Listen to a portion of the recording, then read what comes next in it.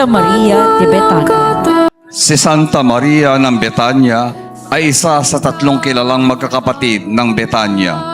Nang minsang dumalaw sa kanilang tahanan ng Panginoon, ay inilaan niya ang kanyang buong atensyon sa pakikinig sa pangangaral nito, habang abala ang kapatid niyang si Marta sa paghahanda para kay Jesus.